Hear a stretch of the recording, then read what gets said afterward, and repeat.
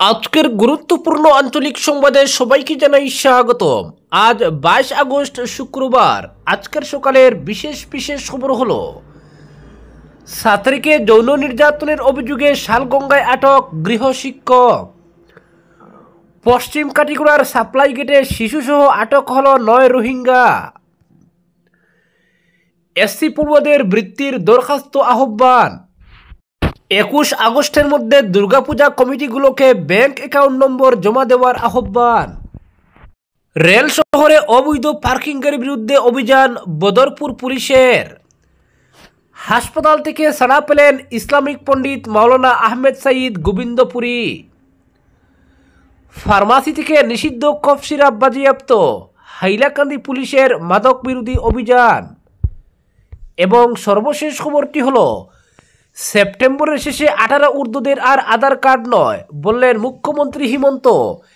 SC ST 4 জনগোষ্ঠীর জন্য সময় আরও 1 বছর। জনসংখ্যার চেয়ে আধার কার্ডের সংখ্যা বেশি রাজ্যে, বললেন হিমন্ত বিশ্ব শর্মা। এবারে শুনুন বিস্তারিত খবর। প্রাইভেট টিউশনের নামে 10ম শ্রেণীর ছাত্রীকে যৌন নির্যাতনের অভিযোগ উঠল এক গৃহশিক্ষকের বিরুদ্ধে। অভিযুক্ত ওই গৃহশিক্ষক উদারবন্দের এক ঐতিহ্যবাহী শিক্ষা প্রতিষ্ঠানের অধ্যক্ষের বড় ভাই নিবারণ দাস। শালগঙ্গা কদমতলার বাসিন্দা নিবারণ গত 1 দশকের বেশি সময় থেকে বাড়িতে ছাত্র পড়ান। তবে তার বিরুদ্ধে নিজের মেয়ের সমবয়সী ছাত্রীর সঙ্গে যৌন নির্যাতনের অভিযোগ উঠায় উদারবন্দ পুলিশ বৃহস্পতিবার দুপুরে আটক করেছে। অভিযোগ মতে, ছাত্রীকে যৌন নির্যাতনের ঘটনাটি ঘটে প্রায় 1 মাস আগে 23 জুলাই বুধবার। ওই দিন সকালে ছাত্রীটি শিক্ষক নিবারণ দাসের বাড়িতে যায়। সকালে টিউশন রুমে কিশোরী একা ছিল, তখন যৌন নির্যাতন চালান নিবারণ। কিশোরী ছাত্রীটি তৎক্ষণাৎ টিউশন না করেই শিক্ষকের বাড়ি থেকে বের হয়ে নিজের বাড়িতে চলে যায়, কিন্তু ভয়ে বাড়িতে ঘটনার কথা কাউকে না বলে স্কুলে চলে যায়। স্কুলে গিয়ে সে কাঁদতে থাকে। কিশোরীটিকে কাঁদতে দেখে তার সহপাঠী তুতো বোন কারণ জানতে চান, তখন বোনকে সব কিছু খুলে বলে কিশোরীটি। স্কুল ছুটির পর তুতো বোন নিজের মাকে ঘটনার ব্যাপারে সব কিছু খুলে বলে। বোনের মা অর্থাৎ কিশোরীর কাকিমা কিশোরীর মা বাবাকে ঘটনার কথা জানান। কিশোরীর মা বাবা তৎক্ষণাৎ এ ব্যাপারে উদারবন্দ থানায় জানাতে যান, তবে থানার বাইরে একজন লোক তাদের থানায় না যাওয়ার পরামর্শ দেন। পরে তিনি শাসক দলের এক নেতার সঙ্গে ফোনে কথা বলিয়ে দেন। অভিযোগ মতে, শাসক দলের ওই নেতা কিশোরীর মা বাবাকে থানায় এজাহার না করার পরামর্শ দেন। তিনি তাদের তার বাড়িতে ডেকে নেন। পরে সেই নেতা নিবারণ দাস ও তার ভাইকে ডেকে কিশোরীর মা বাবা ও স্থানীয় এক প্রাক্তন শিক্ষককে সঙ্গে নিয়ে বসে বিভিন্নভাবে ভয় দেখিয়ে এজাহার দিতে বারণ করেন। শাসক দলের সেই নেতার কথা মেনে কিশোরীর মা বাবা বাড়িতে চলে যান। ঘটনার 1 সপ্তাহ পর শালগঙ্গা এলাকার শুভবুদ্ধি সম্পন্ন কয়েকজন লোক গিয়ে কিশোরীর মা বাবাকে চাইল্ড ওয়েলফেয়ার কমিটি থেকে এই বিষয়ে অভিযোগ করার পরামর্শ দেন। কিশোরীর বাবা গত 2 আগস্ট সিডব্লিউসি কমিটিকে এই বিষয়ে অভিযোগ করেন। অভিযোগ পেয়ে সিডব্লিউসির জেলা হেলথ প্রোটেকশন অফিসার দনজিৎ চৌধুরী নিজে তদন্ত করে উদারবন্দ থানায় এই বিষয়ে ব্যবস্থা গ্রহণ করার অনুরোধ জানান। বৃহস্পতিবার উদারবন্দ পুলিশ কিশোরীর বয়ান রেকর্ড করে এরপরই ওসি শিম ত্রিমুং নিবারণ দাসকে বাড়ি থেকে তুলে আনেন। উদারবন্দ থানার লকআপে আছেন ওই গৃহশিক্ষক।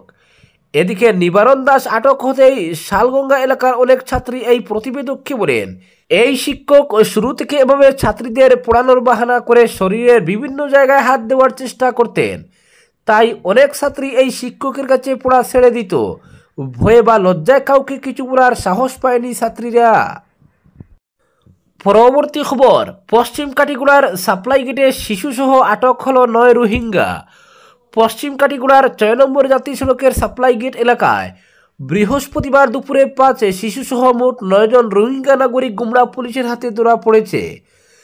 ধৃতরা হচ্ছে বাংলাদেশের টেকনাফ লেদা রোহিঙ্গা ক্যাম্পের মোহাম্মদ ইরফান, তার স্ত্রী নূর খায়াজ বিবি ও তাদের 3 শিশু সন্তান সহ বাংলাদেশের উকিয়া কুতুপালা ক্যাম্পের দিল মোহাম্মদ এবং খাগড়াছড়ি ক্যাম্পের খাদিজা বেগম ও তার 2 শিশু সন্তান।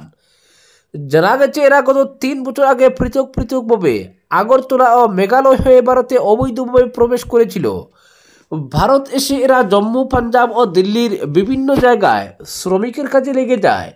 সম্প্রতি দেশ জুড়ে বাংলাদেশি নাগরিকদের ধরপাকড় শুরু হওয়ায় দালাল মারফত ফের বাংলাদেশ পালিয়ে যাওয়ার জন্য এরা এসেছিল।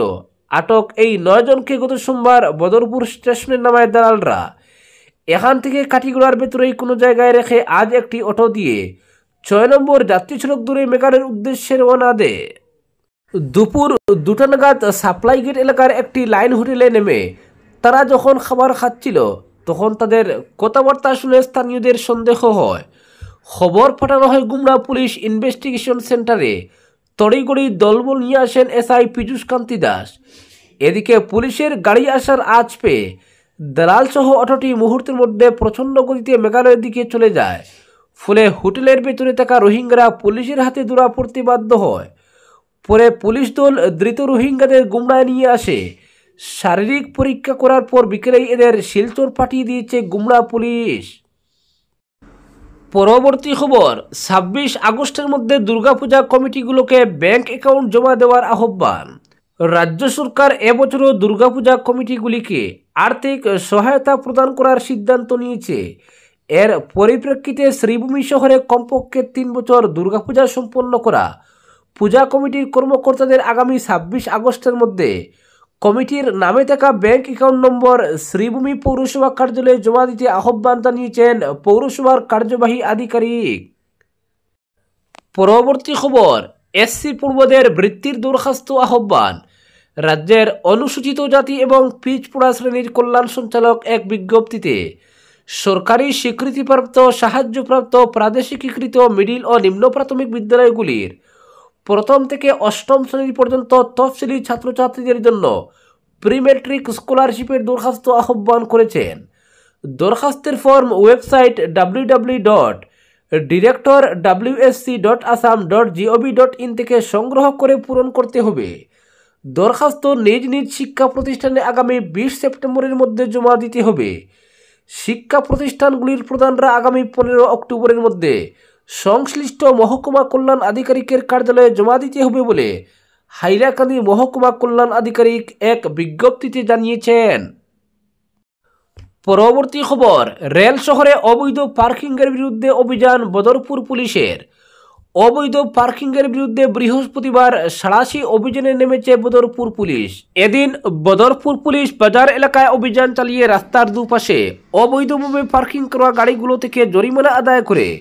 এদিকে যানবাহনের মালিকরা অভিযোগ করেন রেল শহর বদরপুরের টাইটেল মাদ্রাসা থেকে বাসস্ট্যান্ড পর্যন্ত যাত্রী সড়কে অবৈধভাবে পার্কিংয়ের ফলে গাড়ি রাখা কঠিন হয়ে পড়েছে। পুলিশের এই অভিযানকে স্বাগত জানিয়েছেন বদরপুরের সচেতন নাগরিক। তাদের দাবি শুধু বাজার এলাকা নয়, বদরপুর টাইটেল মাদ্রাসা থেকে বাসস্ট্যান্ড পর্যন্ত যাত্রী সড়কে অবৈধভাবে পার্কিং করা গাড়িগুলো থেকেও জরিমানা করে যাত্রী সড়ক পরিষ্কার করার প্রয়োজন রয়েছে। এ ব্যাপারে বদরপুর পুলিশ ও বদরপুর পৌরসভা সক্রিয় ভূমিকা পালন করলে জনগণ উপকৃত হবেন বলে তারা আশা প্রকাশ করেন। বদরপুর বাজার এলাকায় অবৈধ পার্কিংয়ে অতিষ্ঠ মানুষ। অন্যান্য স্থানে নগর সমিতি এলাকায় পাবলিক টয়লেট, স্থায়ী মার্কেট, সিসিটিভি, গাড়ি পার্কিং সহ অন্যান্য সুযোগ সুবিধা থাকলেও বদরপুরে কিছুই নেই।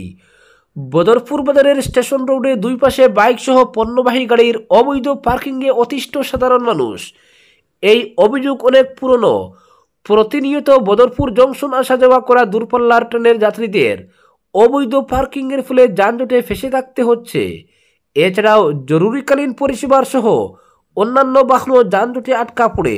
এর ফলে পথচারীদেরও অনেক অসুবিধার সম্মুখীন হতে হয়। পরবর্তী খবর, হাসপাতাল থেকে ছাড়া পেলেন ইসলামিক পণ্ডিত মাওলানা আহমেদ সাঈদ গোবিন্দপুরী। বৃহস্পতিবার বিকেলে হাসপাতাল থেকে ছাড়া পেলেন হৃদরোগে আক্রান্ত মাওলানা আহমেদ সাঈদ গোবিন্দপুরী।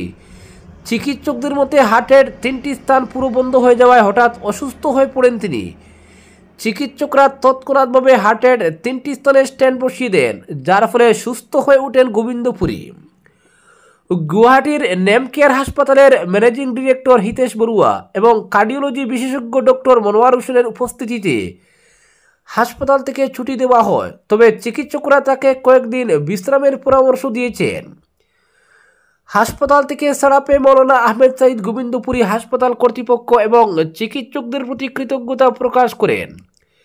এদিকে চিকিৎসা চলাকালীন গোবিন্দপুরীকে হাসপাতালে গিয়ে দেখে আসেন শ্রীভূমি জেলা কংগ্রেসের সহ সভাপতি কংগ্রেস নেতা জাকারিয়া আহমেদ পান্না, রামচন্ডী নিমাই চাঁদপুর জেলা পরিষদ সদস্য দিলওয়ার হোসেন বাবু ইয়া সহ অনেকে টেলিফোনে গোবিন্দপুরীর স্বাস্থ্যের খোঁজ নিয়ে আরোগ্য ও দীর্ঘায়ু কামনা করেন রাজ্যসভার সাংসদ সুস্মিতা দেব। প্রাক্তন সাংসদ মৌলানা বদরুদ্দিন আজমল, আসাম প্রদেশ কংগ্রেসের কার্যকরী সভাপতি তথা অভয়াপুরীর বিধায়ক প্রদীপ সরকার, আসাম প্রদেশ মহিলা কংগ্রেসের সভানেত্রী মীরা বরঠাকুর, প্রদেশ কংগ্রেস সম্পাদক জাভেদ আক্তার লস্কর, কাছাড়ের প্রাক্তন জেলা শাসক গৌতম গাঙ্গুলি, রাজ্য সরকারের অবসরপ্রাপ্ত 2 আমলা সলমান চৌধুরী FR লস্কর, ত্রিপুরা রাজ্য জমিয়তের সাধারণ সম্পাদক মৌলানা এনাম উদ্দিন। পরবর্তী খবর, হাইলাকান্দি জেলায় মাদক বিরোধী অভিযানে ফের সাফল্য পেল জেলা পুলিশ। গোপন সূত্রে প্রাপ্ত তথ্যের ভিত্তিতে মঙ্গলবার রাতে আলগাপুর থানার অন্তর্গত আলগাপুর বাজার এলাকায় অভিযান চালিয়ে বিপুল পরিমাণ নিষিদ্ধ কফ সিরাপ জব্দ করেছে পুলিশ। অভিযানটি চালায় জেলা পুলিশের একটি বিশেষ দল। অভিযানে মেডি পয়েন্ট নামের একটি ফার্মাসিতে হানা দিয়ে বেশ কয়েকটি কার্টুনে থাকা সরকার নিষিদ্ধ কফ সিরাপ উদ্ধার করা হয়। পাশাপাশি ফার্মাসির অন্যতম স্বত্বাধিকারী আমিনুল লস্করকে ঘটনাস্থল থেকে গ্রেফতার করা হয়েছে। পুলিশ জানায়, কফ সিরাপ ব্যবহারে ব্যবহৃত একটি বোলেরো গাড়িও ঘটনাস্থলে পাওয়া যায়, যার ভেতর থেকেও বিপুল পরিমাণ নিষিদ্ধ কফ সিরাপ উদ্ধার করা হয়েছে। তবে অভিযানের সময় গাড়ির চালক ও অন্যান্য ওষুধ সরবরাহকারী ব্যক্তি ঘটনাস্থল থেকে পালিয়ে যেতে সক্ষম হয়। হাইলাকান্দি জেলার বিভিন্ন প্রান্তে দীর্ঘদিন ধরেই নিষিদ্ধ কফ সিরাপ প্রকাশ্যে বিক্রির অভিযোগ উঠছিল। বহু ফার্মাসি ও ওষুধ বিক্রয় কেন্দ্রে আইন অমান্য করে এই জাতীয় কফ সিরাপ বিক্রি চলছিল বলে স্থানীয়দের অভিযোগ। প্রশাসনের নজরে এই তথ্য পৌঁছানোর পরই অভিযানের পরিকল্পনা করে পুলিশ বিভাগ। জেলা পুলিশ জানিয়েছে, ভবিষ্যতেও এমন অভিযান অব্যাহত থাকবে এবং যারা এই অবৈধ কার্যকলাপে যুক্ত তাদের কাউকে ছাড় দেওয়া হবে না। মাদক বিরোধী অভিযানে জেলায় আরও তৎপরতা বাড়ানো হবে বলে পুলিশের পক্ষ থেকে জানানো হয়েছে। পরবর্তী খবর, বাংলাদেশি অনুপ্রবেশকারী রোধে কঠোর রাজ্য সরকার। বাংলাদেশি অনুপ্রবেশকারীদের আসামে প্রবেশ করে আধার কার্ডের মাধ্যমে ভারতীয় নাগরিকের সুবিধা লাভের পথ বন্ধ করতে কঠোর পদক্ষেপ নিয়েছে রাজ্য সরকার।